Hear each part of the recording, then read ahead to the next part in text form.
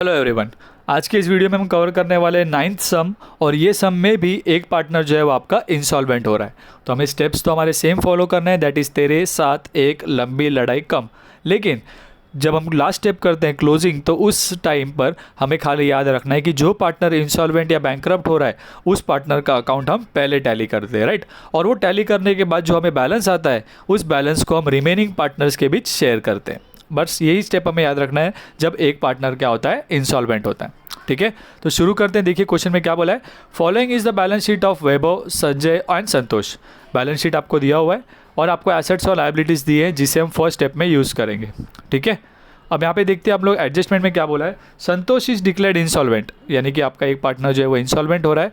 इससे आपको पता चल जाएगा कि आपका सिंपल डिसोल्यूशन नहीं है, यहाँ पर आपको स्टेप चेंज करना है लास्ट वाला। Okay, is dissolve and assets and realised as follows. तो आपको सारे एसेट्स के वैल्यू दिए हुए, स्टॉक और डेटर्स का बोला है फॉर 54,000, गुडविल का कोई वैल्यू नहीं मिला, नील दिया है, और machinery at book value. Book value का मतलब है जितना बैलेंस शीट में दिया है उसी वैल्यू पर वो सेल हुआ है, तो हम वही वैल्यू ले लेंगे। उसके बाद आगे कहा है उन्होंने creditors allowed a discount of 10%, मतलब जब आप लायबिलिटी पे करोगे तब आपको क्रेडिटर्स को कम करके पे करना है। कितना? 10% कम, बिकॉज आपको यहाँ पे डिस्काउंट मिला है। उसके बाद उन्होंने बोला थर्ड में संतोष कुड पे, बिकॉज संतोष यहाँ पे इंसॉल्वेंट हुआ है तो वो कितने पैसे ला पाया उसके बारे में बोला है। संतोष कुड पे ओनली 25 पैसे in a rupee of the balance due. इसका मतलब क्या है कि जितना भी उनका बैलेंस ड्यू होता है उसमें से वो कितना दे पा रहे हैं, 25%। पैसे को आप परसेंट समझिए। 25 पैसे इन रुपये का मतलब क्या है कि हर एक रुपये के बदले वो 25 पैसे दे पा रहे हैं। मतलब अगर आपको 100 रुपये देने थे तो वो 25 रुपये दे पाएंगे, 1000 रुपये देने थे तो वो 250 रुपये दे पाएंगे। तो बेसिकली क्या हो रहा है, 25% of whatever amount is there वो उतना दे पाते हैं। ठीक है, तो हम लोग पैसे को परसेंटेज समझ के ले सकते हो आप ईजी करने के लिए। ठीक है, तो यहाँ पर आपको जितने भी बैलेंस होगा उसमें से आपको 25% वो पार्टनर लाने वाला है, जिसका इफेक्ट आपको शो करना होगा कैश अकाउंट के डेबिट में और संतोष के क्रेडिट में। फिर आपको प्रॉफिट शेयरिंग रेशियो यहाँ पे क्वेश्चन में नीचे दिया हुआ है 8:4:3। और फिफ्थ एडजस्टमेंट में उन्होंने कहा the contingent liability against the firm 9,000 is cleared. Contingent liability मतलब ऐसी कोई एक लायबिलिटी थी जो हम पर अभी तक फिक्स नहीं थी, बट अभी वो पे करने के लिए हमें आई है। कितना पे करना है? 9,000। तो इसके लिए आपको कोई चौंकने की या डरने की ज़रूरत नहीं है। इसमें हम जो हमारा ई वाला स्टेप देखा था हमने, रियलाइजेशन एक्सपेंसेस, राइट, उसी का ही स्टेप जो है वो हम यहाँ पे करेंगे। इसके लिए कोई अलग चीज़ नहीं है ये। ठीक है, तो रियलाइजेशन अकाउंट के डेबिट में शो करेंगे और कैश के क्रेडिट में। तो यहाँ पे बोला है आपको give ledger accounts to close the books of firm. तो यहाँ पर हम लोग सारे अकाउंट्स बनाएंगे, रियलाइजेशन, पार्टनर्स कैपिटल और बैंक। अब क्वेश्चन में देखिए आपको पार्टनर्स लोन बनाने की ज़रूरत है या नहीं, वो तो आपको क्वेश्चन देखकर पता चलेगा। तो क्वेश्चन में आपके 3 पार्टनर है, वैभव, संजय और संतोष, बट उसमें आपको किसी का भी लोन अकाउंट नहीं दिया है। तो इससे कंफर्म हो जाता है कि हमें 3 ही अकाउंट बनाने होंगे, रियलाइजेशन, पार्टनर्स कैपिटल और बैंक। ठीक है, शुरू करते हैं। तो फॉर्मेट बना लेते हैं हम लोग। देखिए पहले रियलाइजेशन अकाउंट, पार्टनर्स कैपिटल और बैंक, अंदर के आइटम्स फिल कर देते हैं। अब 1 बाय 1 हम लोग स्टेप बाय स्टेप हमारा सॉल्व करना शुरू करते हैं। तो सबसे पहले स्टेप के हिसाब से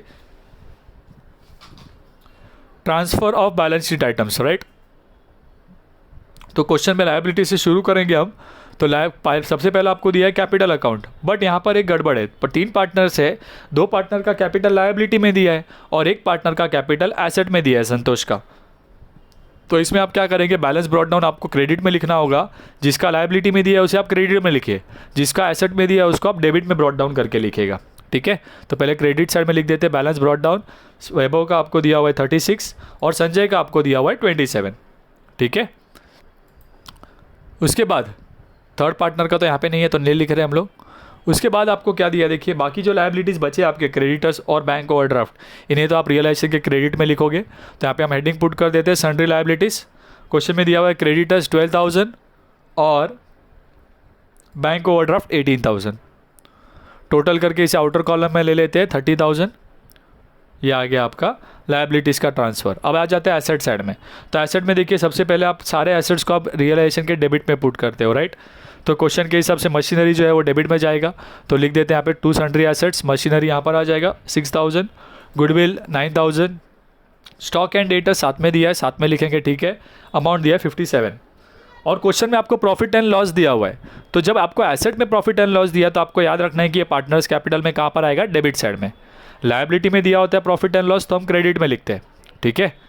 तो यहाँ पे एसेट में दिया इसीलिए हम डेबिट में लिखने वाले हैं, बट डेबिट में पहला बैलेंस अगर है तो वो लिखा जाता है, तो इसीलिए हम वो जो संतोष कैपिटल है उसे हम पहले लिखेंगे। तो यहाँ पर डेबिट साइड में 2 बैलेंस ब्रॉट डाउन करके लिखा जाएगा संतोष का, क्वेश्चन में दिया हुआ है 3000।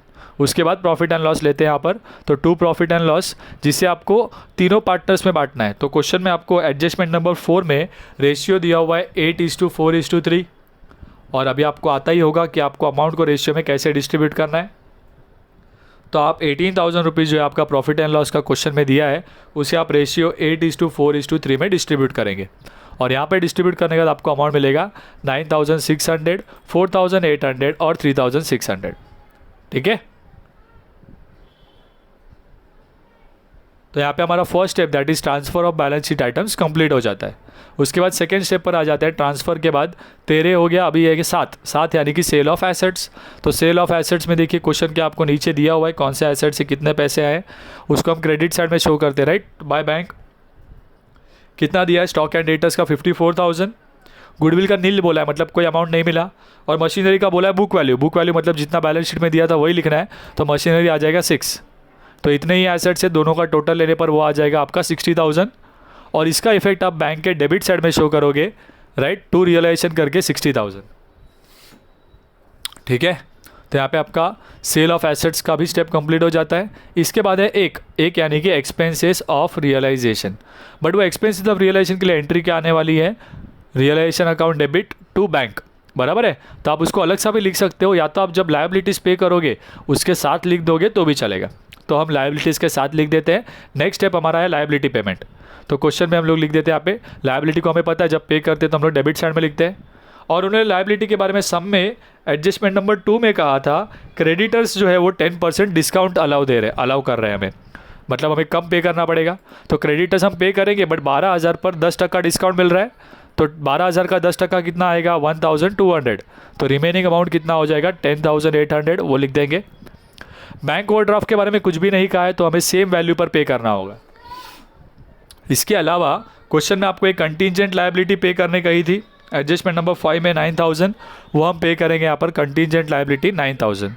सो कुल मिलाकर हमने टोटल अमाउंट कितना पे किया है 37,800, और इसे हम पार्टनर्स के बैंक अकाउंट के क्रेडिट में लिखेंगे, तो यहाँ पर आ जाएगा हमारा बाय रियलाइजेशन 37,800, ओके। तो यहाँ पे हमारा 13/7/1 लंबी हो गया। नेक्स्ट है लड़ाई यानी कि लोन ऑफ पार्टनर, बट वो तो है ही नहीं क्वेश्चन में, तो हमें डायरेक्टली लास्ट स्टेप पर आ जाना है, दैट इज़ क्लोजिंग। और क्लोजिंग में आपको पता है कि हम लोग पहले रियलाइजेशन अकाउंट को क्लोज करेंगे, और यहाँ पर आपको बोला गया है कि संतोष इंसॉल्वेंट हुआ है, राइट। तो संतोष जो है वो आपका इंसॉल्वेंट हुआ है, तो संतोष अकाउंट को पहले क्लोज करना होगा। तो पहले रियलाइजेशन क्लोज कर लेते हैं, और पार्टनर्स जब हम करेंगे तब संतोष को पहले टोटल करेंगे। तो रियलाइजेशन को टोटल करने पर आपको डेबिट साइड का टोटल ज़्यादा आएगा, विच विल बी 1,09,800। उसमें से मैं ये डेबिट का ये दोनों का टोटल यानी कि 90,000 माइनस करता हूँ, तो मुझे बैलेंस मिल जाएगा 19,800, जिसे मुझे पार्टनर्स कैपिटल में ट्रांसफ़र करना है। तो 2 पार्टनर्स कैपिटल लिखकर तीनों पार्टनर्स में डिस्ट्रीब्यूट किया जाएगा, वैभव, संजय और संतोष, और उनके ओल्ड प्रॉफिट शेयरिंग रेशियो उनका एक ही रेशियो है, उसमें ही बांटना है। आपको रेशियो दिया हुआ है 8:4:3, उसमें जब आप बांटोगे तो 10,560, 5,280 और 3,960, ओके। ये कैलकुलेशन आपको खुद करके देखना होगा, और इसी बैलेंस को हम लोग पार्टनर्स कैपिटल में डेबिट साइड में ट्रांसफ़र करेंगे टू रियलाइजेशन करके, तीनों अमाउंट्स उनके कॉलम में। अब यहाँ पे आपका रियलाइजेशन क्लोज हो चुका है। जब आप पार्टनर्स कैपिटल क्लोज करने की शुरुआत कर रहे होते हैं, आपको एक ही स्टेप याद रखना है कि जो पार्टनर इंसॉल्वेंट हो रहा है, राइट, उसका अकाउंट पहले टैली करना है, और उससे अगर कुछ पैसे मिल रहे हैं तो वो हम लोग शो करेंगे। उसके बाद हम जो बाकी अमाउंट है वो बाकी दोनों पार्टनर्स में डिस्ट्रीब्यूट करेंगे, राइट। तो यहाँ पे उन्होंने बोला है, राइट, तो वर्किंग में आ जाते हैं। देखिए सबसे पहला वर्किंग का नाम देना है आपको, कैपिटल डेफिशिएंसी ऑफ संतोष। अब यहाँ पे उन्होंने क्वेश्चन में बोला है 25% रिकवर हुआ ऑफ द बैलेंस, बट मुझे तो बैलेंस ही नहीं पता है, तो इसीलिए मैं आपको वर्किंग यहाँ पे शो करके दिखा रहा हूँ। देखिए तो इसके लिए वर्किंग कैसे शो करना है, पहले आप डेबिट बैलेंस लीजिए, डेबिट का जो टोटल है वो 10,560 आएगा। फिर क्रेडिट का बैलेंस लीजिए, तो क्रेडिट में तो कुछ भी नहीं है, तो हम नील लिखते हैं, और हमारा जो नेट डेबिट बैलेंस मिलता है इतना उसको लाना है, इसका मतलब होता है। तो यहाँ पे 10,560 है, इसका मतलब क्या है कि वो पार्टनर जब इंसॉल्वेंट हुआ संतोष, उससे हमें कितने पैसे लेने हैं 10,560, बट वो तो इंसॉल्वेंट है, क्वेश्चन में हमें क्या बोला है कि वो खाली 25 पैसे इन रुपी ला पाया। 25 पैसे इन रुपी मतलब हर 1 रुपये के बदले 25 पैसे दे पा रहा है खाली, मतलब जितना पैसा उसे देना है उसका खाली वो 25% दे पाएगा। तो इसमें से 25% कैश रिसीव करेंगे हम, तो इस अमाउंट का 25% आप निकालेंगे।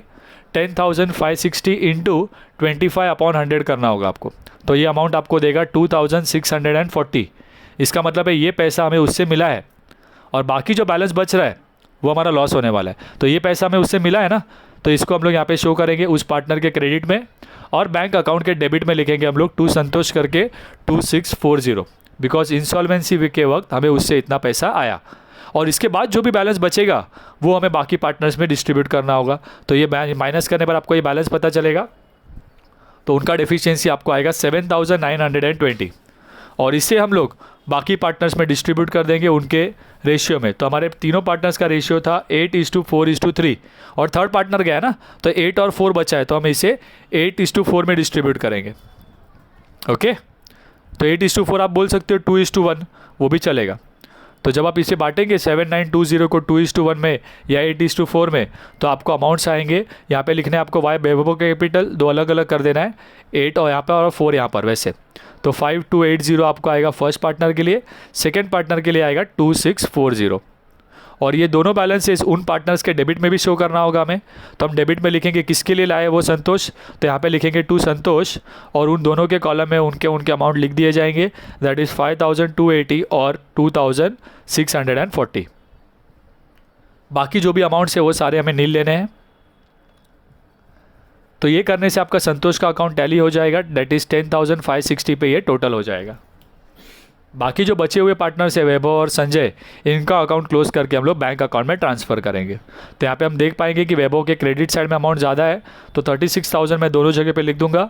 उसमें से मैं मेरे डेबिट साइड का टोटल माइनस करता हूँ, ये जो बैलेंस यहाँ पर आएगा वो हमें बैंक लिखना है, तो टू बैंक करके 10,560 बैलेंस आएगा।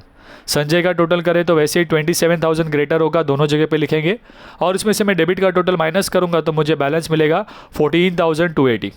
और इन दोनों बैलेंसेस को हम लोगों को बैंक में ट्रांसफ़र करना है, तो बैंक के क्रेडिट साइड में लिख दिया जाएगा, राइट। पहले लिखेंगे हम लोग बाय वैभव कैपिटल 10,560, यहाँ पर गलती से 500 लिखा हुआ है, 560 आएगा। ओके, उसके बाद मैं करेक्शन कर लेता हूँ, यहाँ पर ये बैलेंस जो है वो हमें 560 मिलेगा। उसके बाद संजय कैपिटल जो है वो हमारा कितना आएगा यहाँ पर 14,280। क्लियर ये चीज़।